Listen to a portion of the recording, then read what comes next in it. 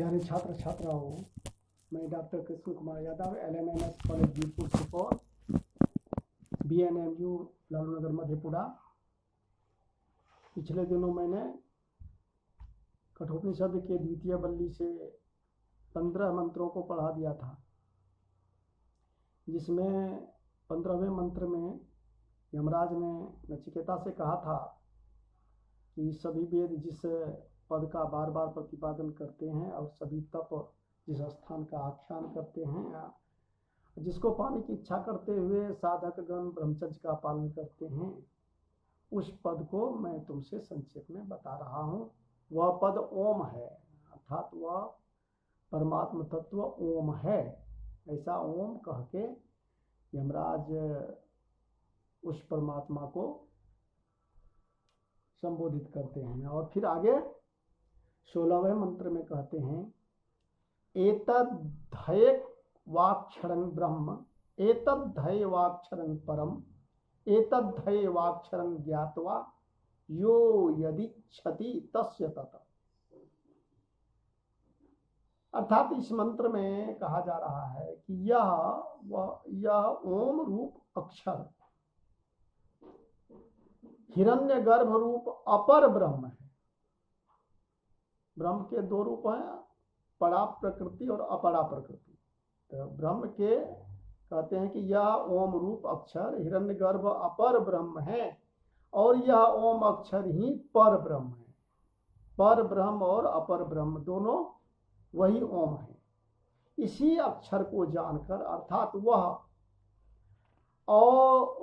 पर और अपर ब्रह्म का ध्यान कर जो उपासक जिस फल की इच्छा करता है, वह उस उपासक का हो जाता है।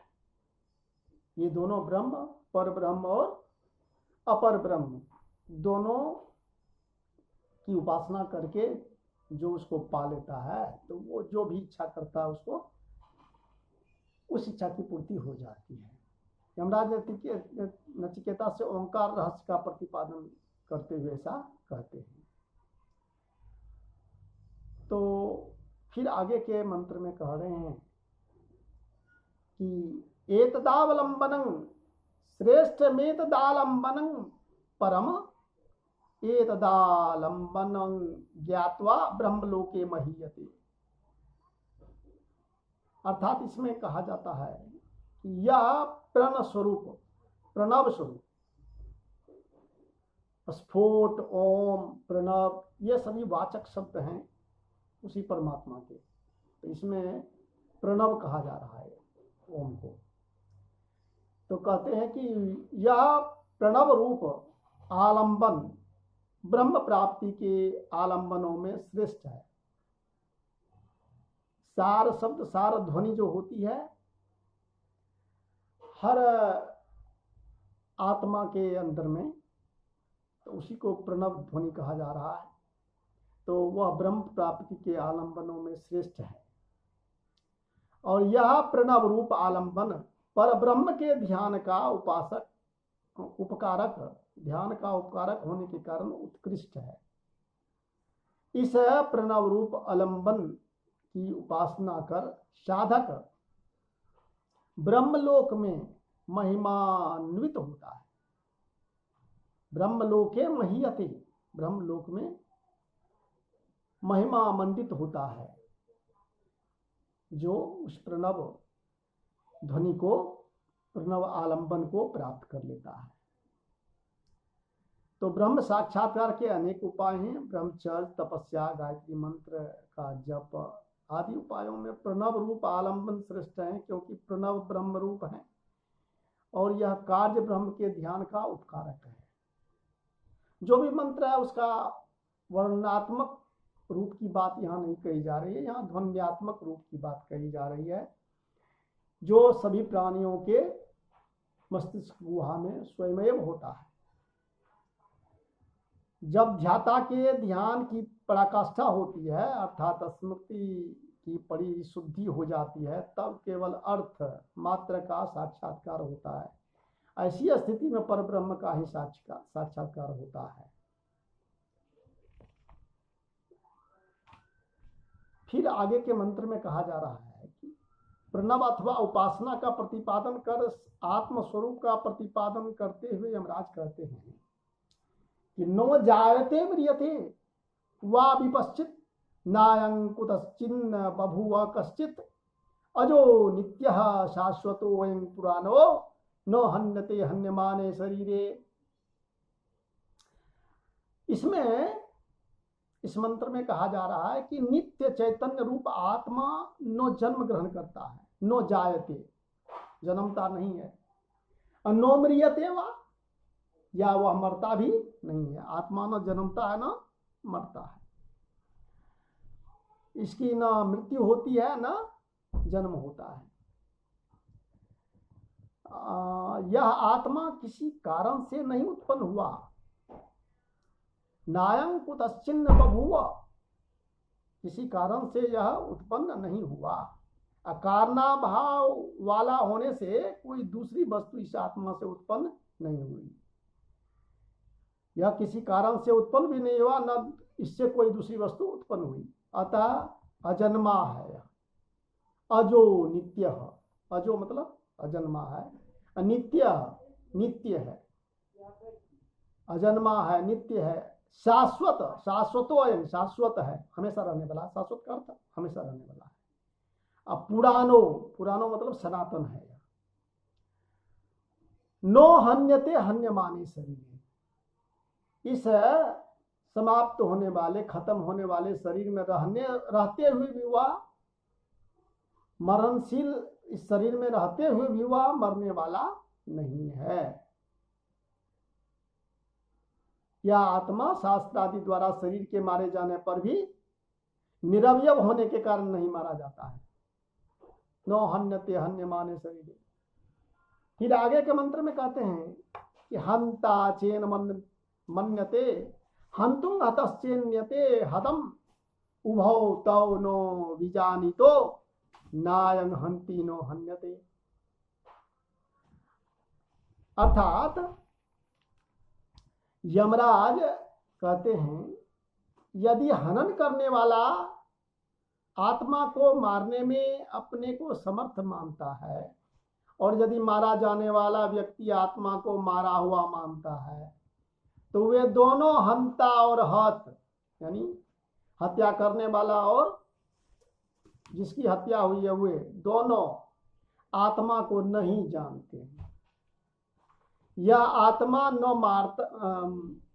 मारता है न मारा जाता है। आत्मा न किसी को मारता है, न कोई आत्मा मारा जाता है, ऐसा इसमें कहा जा रहा है। फिर आगे के 20वें मंत्र में आत्म तत्व की सूक्ष्मता का प्रतिपादन किया जा रहा है कि ये आत्मा के स्वरूप को बताया जा रहा है।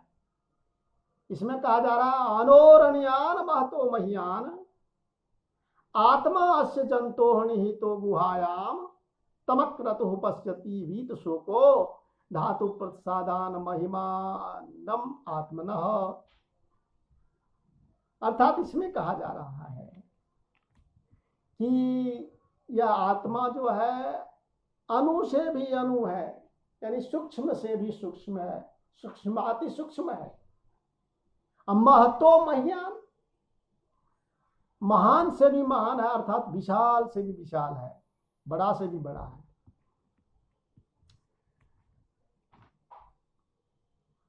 ब्रह्मादि तम पर्यंतक प्राणी समूह अथवा इस जीव के हृदय में अणु से भी सूक्ष्म, महत तत्व से भी महत आत्मा स्थित है। निष्काम पुरुष निष्काम पुरुष जो है वो पर ब्रह्म की अनुकंपा से, ब्रह्म की अनुकंपा से, परमात्मा की अनुकंपा से मन आदि अंतःकरण के निर्मल हो जाने पर इस परम तत्व आत्मा की महिमा को देखता है। पश्यति मतलब देखता है। धातु प्रसादान महिमानम आत्मनः, ब्रह्म के प्रसाद से, यानी धातु का दो अर्थ यहाँ है। एक अर्थ धातु का मन आदि इंद्रियां हैं, दूसरा अर्थ ब्रह्म है। जब मन आदि इंद्रिया निश्चिष्ट हो जाता है, शुद्ध आत्म तत्व के रूप में परिणत हो जाता है, तो उसकी भी कृपा से या फिर ब्रह्म की कृपा से आत्मा की महिमा को ऐसा व्यक्ति देखता है और वीत शोक, शोक से रहित हो जाता है। इसके पश्चात वह शोक रहित हो जाता है, ऐसा बताया जा रहा है इसमें। फिर आगे के मंत्र में 21वें मंत्र में कहा जा रहा है, आसीनो दूरंग ब्रजति शयानो याति सर्वतः कस्तंग मदादंग देवंग मदन्यो ज्ञातुर्मर्हति। अर्थात इसमें कहा जा रहा है कि बैठा हुआ अर्थात अचल रहता हुआ भी वह परमात्मा दूर तक जाता है। आत्मा न कहीं जाता है न कहीं अस्थिर रहता है, तो वह न बैठा हुआ है न दूर तक जाता है। बैठा हुआ अर्थात अचल रहता हुआ भी वह परमात्मा दूर तक जाता है। शयन करता हुआ सब ओर जाता है, सोया हुआ रहने पर भी वह सब ओर जाता है। हर्ष से युक्त और हर्ष से रहित अथवा ऐश्वर्य के मद से उन्मत्त न होने वाले देव को मेरे अतिरिक्त कौन जानने में समर्थ हो सकता है, ऐसा यमराज कहते हैं। फिर आगे के मंत्र में कहते हैं कि अशरीरंग, आगे के मंत्र में आत्मविज्ञान के फल का प्रतिपादन किया जा रहा है कि वो है कैसा, तो अशरीरंग, शरीर रहित है। अशरीरं शरीरे स्वनस्थे स्वस्थितम महांतम विभुमात्मानं मत्वाधीरो न सोचति। कहने का भाव है कि विवेकी पुरुष, धीर पुरुष जो है वो अनित्य शरीरों में शरीर रहित अवस्थित अविचाली भाव से स्थित महान सर्वव्यापक आत्मा को जानकर शोक नहीं करता। कहने का मतलब है कि सभी जीव के शरीर अनित्य और विनाशशील हैं, इसमें प्रतिक्षण परिवर्तन होता रहता है।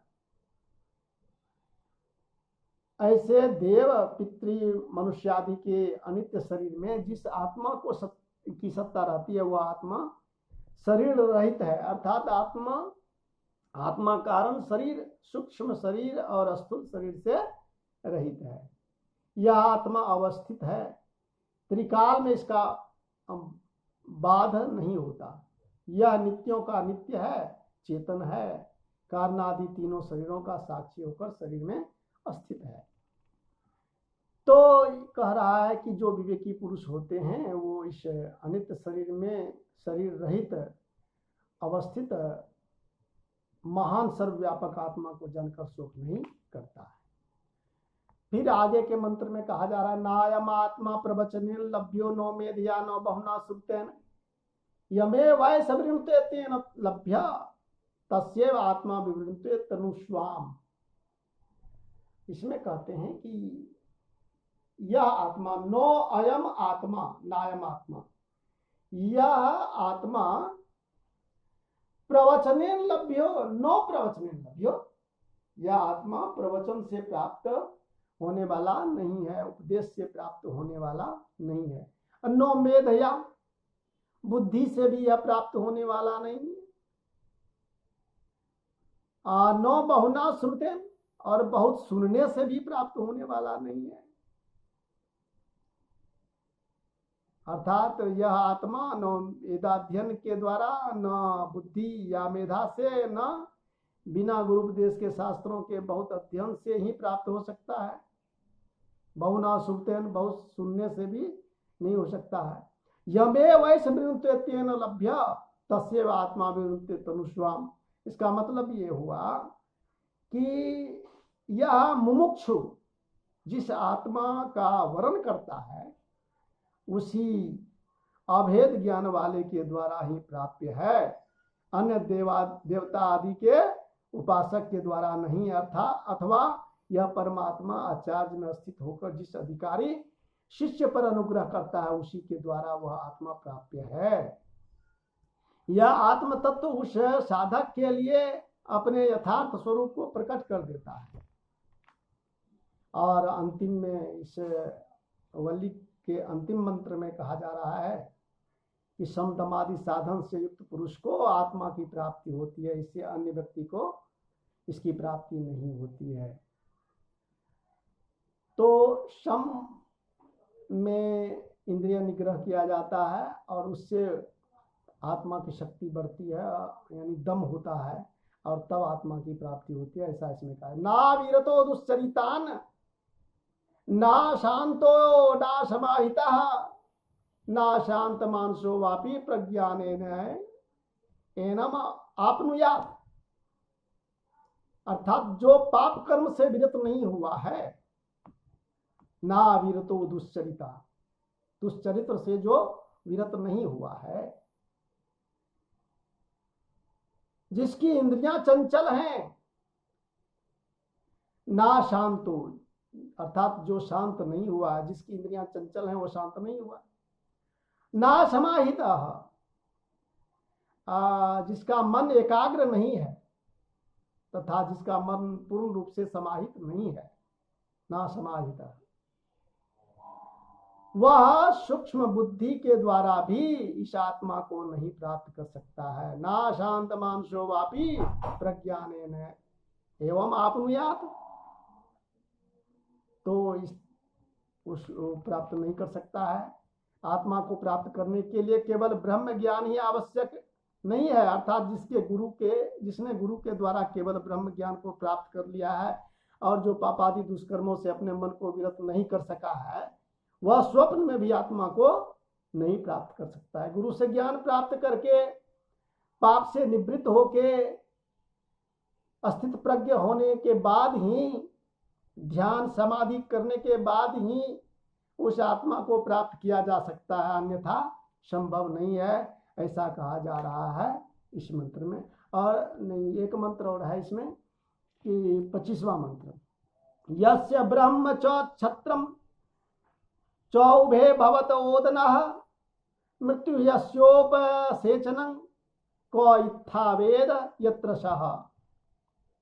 इसके कहने का भाव है कि संहार काल में जिस आत्मा के सर्वधर्म कारक ब्राह्मण तथा सभी के त्राता क्षत्रिय तथा उपलक्षण से संपूर्ण चराचर ओदन भात बन जाते हैं, मृत्यु जिस आत्मा का उपचेतन दाल शाक आदि बन जाता है, वह जहां है उसे कौन साधारण जन इस प्रकार यथोक्त साधन मुक्त अधिकारी की भांति अथवा जैसा परमात्मा है जान सकता है। यानी कहने का भाव है कि संसार काल में तमः प्रधान मायोपाधिक ईश्वर संपूर्ण चराचर को अपने में विलीन कर लेते हैं। जब प्रलय काल आता है तो सबको अपने में विलीन कर लेते हैं। सभी धर्मों के धारक तथा तपस्वी होने के कारण ब्राह्मण सर्वश्रेष्ठ हैं, क्षत्रिय संसार का रक्षक हैं, वह दूसरे आदताई को मारकर संसार की रक्षा करता है। किंतु सृष्टि के ये दोनों शक्तिशाली जीव परमात्मा के ओदन बन जाते हैं, यानी भात बन जाते हैं। तो अन्य तुच्छ चराचर की क्या बात है, सबका संहार करने वाला यम भी ईश्वर के भोज्य ओदन का सहायक सब्जी बन जाते हैं, दाल बन जाते हैं, यानी सभी जीव मरकर भात बन जाते हैं। यम जो सबों को मारने वाले हैं वो दाल और सब्जी बन जाते हैं। सबकी शक्ति की इतिवृत्ति हो जाती है, अर्थात नष्ट करने वाले की भी शक्ति नष्ट हो जाती है। इससे यह सिद्ध होता है कि परमात्मा सर्वशक्तिमान है। जो मनुष्य अथवा देव अपने को शक्ति संपन्न मानता है वह अज्ञ है। वह ईश्वर सूक्ष्म स्वरूप में जहाँ स्थित है और जिस स्वरूप में है उसे केवल मैं जानता हूँ और दूसरा कोई नहीं जानता है, अथवा जिस रूप में मेरे द्वारा वह ईश्वर ज्ञात है दूसरा कोई नहीं जानता है। अतः इस ईश्वर को अच्छी प्रकार मैं ही तुम्हें बता सकता हूँ, दूसरा कोई नहीं बता सकता है, ऐसा यमराज नचिकेता को कहते हैं। धन्यवाद।